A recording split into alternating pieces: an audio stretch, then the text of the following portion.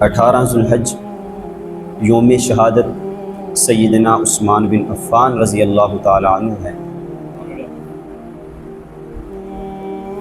مدینہ کے مظلوم ترین شہید حضرت عثمان غنی رضی اللہ تعالی عنہ 18 ذوالحج کو حضرت سیدنا عثمان غنی رضی اللہ تعالیٰ عنہ کی شہادت کا دن ہے۔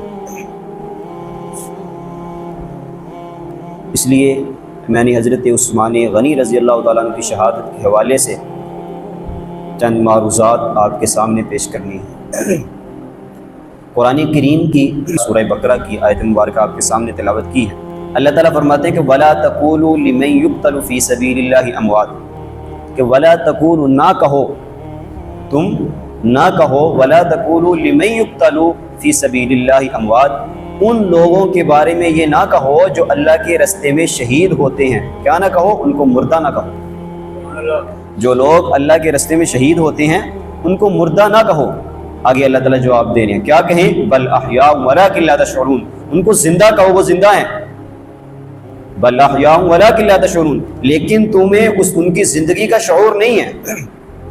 زندہ ہیں، جو اللہ کے رستے میں کٹ گیا، گردن اتر گئی، وہ زندہ ہے، لیکن زندہ وہ اس کی قبر کی زندگی کیا ہے، اس کی کیفیت کیا ہے، اس کی حالت کیا ہے۔ بل احیاء ولکن لا تشعرون، وہ تمہیں شعور نہیں ہے، وہ تمہیں سمجھ نہیں ہے اس کی کہ قبر میں اس کی حالت کیا ہے، وہ زندگی قبر کی زندگی کیسے گزار رہا ہے، وہ تمہیں شعور نہیں ہے، وہ اللہ تعالیٰ جانتا ہے۔ تو اس سے یہ پتہ چلا کہ جو بھی اللہ کے راستے میں شہید ہو جاتا ہے، اپنی گردن کو کٹوا دیتا ہے، دین کی خاطر جو بندہ اپنی گردن کٹوا دے تو اس کو مردہ نہیں کہنا، جیسے عام مردے ہیں اس طرح کا وہ مردہ نہیں ہے، بلکہ وہ زندہ ہے۔ اسی طرح اللہ کے نبی صلی اللہ علیہ وسلم نے فرمایا الانبیاء واحیاء فی قبورہم یصلون، کہ تمام نبی 1,44,000 کم و بیش انبیاء اپنی قبروں میں زندہ ہیں۔ وہ زندہ کیسے ہیں؟ اللہ کے نبی فرماتے ہیں ان کو رزق بھی ملتا ہے، وہ نماز بھی پڑھتے ہیں۔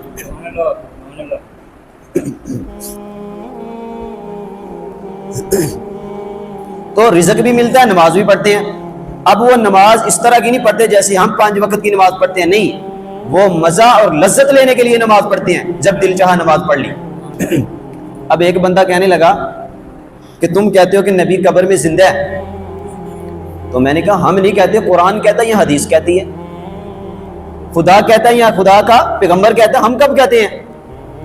کہتا ہے جی آپ کا دعویٰ کہ نبی اپنی قبر میں زندہ ہے اور آپ کہتے ہیں رزق بھی ملتا ہے، تو رزق کھاتے بھی ہیں؟ میں نے کہا ظاہر ہے جب ملے گا تو کھائیں گے۔ تو کہتے ہیں یہ بتاؤ پھر نبی کریم صلی اللہ علیہ وسلم یا تمام انبیاء وہ بولو براز کے لیے کہاں جاتے ہیں؟ اپنی حاجت کو پورا کرنے کے لیے کہاں جاتے ہیں؟ تو میں نے ان کو جواب یہ دیا کہ مجھے یہ بتاؤ کہ نبی کریم صلی اللہ علیہ وسلم کا جو روزہ ہے، جس جگہ نبی کریم صلی اللہ علیہ وسلم دفن ہے، کیا جو نبی کا روزہ ہے عام لوگوں کی قبر کی طرح قبر ہے؟ میں نے کہا نبی کریم صلی اللہ علیہ وسلم کی قبر جتنی جگہ روزہ مبارک، اللہ کے نبی نے خود فرمایا ما بین بیتی و منبری روزۃ من ریاض الجنہ، حضرت عائشہ کے حجرے سے لے کے منبر تک یہ سارا جنت کا ٹکڑا ہے اور جنت کے باغوں میں سے ایک باغیچہ ہے۔ تو پتہ چلا جہاں نبی دفن ہے وہ کیا ہے؟ جنت کا ٹکڑا ہے۔ اور نبی جس مٹی سے بنتا ہے وہ عام مٹی نہیں، ہماری جو زمینی مٹی سے وجود ہوا نا، نبی کا جب وجود ہوتا ہے تو جنت کی مٹی سے آتی ہے، اور جب ہمارے نبی کے وجود کی باری آئی تو جنت نہیں، جنت الفردوس سے مٹی آئی۔ تو پتہ چلا جو نبی کا روزہ ہے وہ جنت کا ٹکڑا ہے۔ تو مجھے بتاؤ جنت میں جائے گا تو جنت میں پیشاب کرنے جائے گا بندہ؟ نہیں۔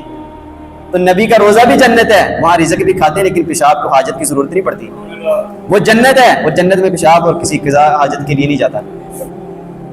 تو اللہ تعالیٰ فرما رہے ہیں کہ جو شہید ہے وہ زندہ ہے، اور شہید کا بڑا مرتبہ اور مقام ہے، خون کا پہلا قطرہ زمین پہ گرنے سے پہلے اس بندے کے گناہ کو معاف کر دیے جاتے ہیں۔ اللہ تعالیٰ کے فرماتے ہیں وَلَنَبْلُوَنَّكُمْ بِشَيْءٍ مِّنَ الْخَوْفِ، کہ اللہ تعالیٰ تمہارا امتحان لے گا، وَلَنَبْلُوَنَّكُمْ تمہارا امتحان لے گا، کیسے؟ نَبْلُوَنَّكُمْ بِشَيْءٍ مِّنَ الْخَوْفِ، وہ مختلف طرح کا امتحان لے گا۔ من الخوف، کبھی وہ دشمن کے حملے کا خوف طاری کر کے کہ دشمن کا حملہ ہونے والا ہے، اس طرح تمہارا امتحان لے گا۔ والجوع، اور کبھی اللہ تعالیٰ تنگ دستی لا کر رزق کی تنگی آ کر، مہنگائی ہو کر، کبھی تمہارا تنگ دستی میں امتحان ہوگا، وَنَقْصٍ مِّنَ الْأَمْوَالِ، اور کبھی تمہارا مالوں میں کمی کر کے امتحان لے گا، غربت میں ڈال کر تمہارا امتحان لے گا۔ تو مختلف طریقوں سے اللہ تعالیٰ امتحان لے گا، وَنَقْصٍ مِّنَ الْأَمْوَالِ وَالْأَنفُسِ، اور کبھی اللہ تعالیٰ امتحان لے گا تمہاری جان لے کر، کبھی امتحان ہوگا رزق کی تنگی لا کر، اور کبھی امتحان ہوگا تمہیں غربت دے کر، اور کبھی تمہارے اوپر دشمن کا خوف اور روب طاری کر کے کہ دشمن کا حملہ ہونے والا ہے، کبھی اس طرح بھی اللہ تعالیٰ امتحان لے گا، والانفس، کبھی تمہاری جان بھی چلی جائے گی۔ وبشر الصابرین، کہ اللہ تعالیٰ فرماتے ہیں کہ صبر کرنے والوں کے لیے خوشخبری ہے کہ اللہ تعالیٰ امتحان مختلف طریقوں سے لے کے تو پھر جو صبر دکھائے گا، صبر کرنے والا ہوگا، اس کے لیے خوشخبری ہے۔ تو صبر کرنے والے کون ہوں گے؟ الذین اذا اصابتہم مصیبہ، وہ لوگ ہیں جب ان پر مصیبت آتی ہے، الذین اذا اصابتہم مصیبہ، جب ان پر مصیبت آتی ہے، تکالیف آتی ہے، تو وہ کہتے ہیں قالوا انا للہ و انا الیہ راجعون، وہ تکلیف اور مصیبت میں کیا کہتے ہیں؟ ہم اللہ ہی کے ہی ہیں اور اللہ کی طرف لوٹ کر جانے والے ہیں۔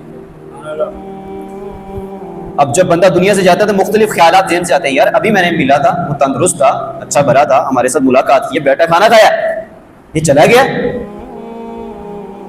یہ کیوں چلا گیا ہے؟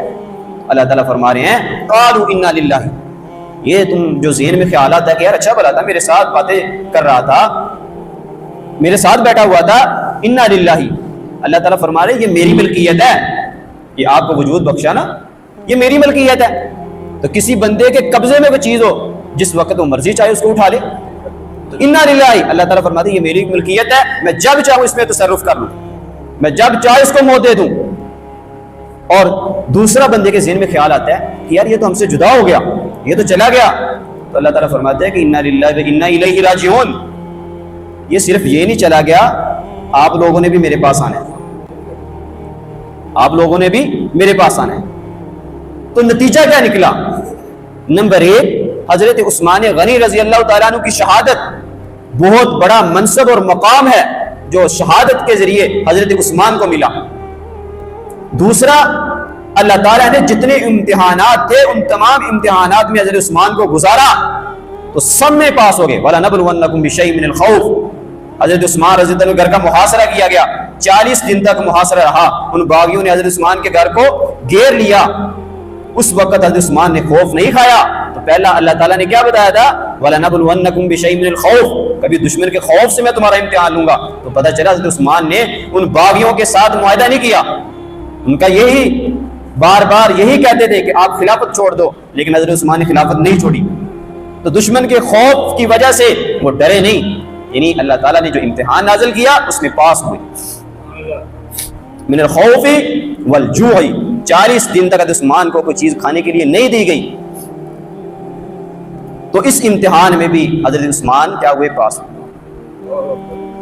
اور اسی طرح جان حضرت عثمان کو گھر میں شہید کر دیا، لیکن خلافت نہیں چھوڑی اور دین کی سربلندی کے لیے سرے پیکار رہے، لیکن ان کے ساتھ کمپرومائز نہیں کیا۔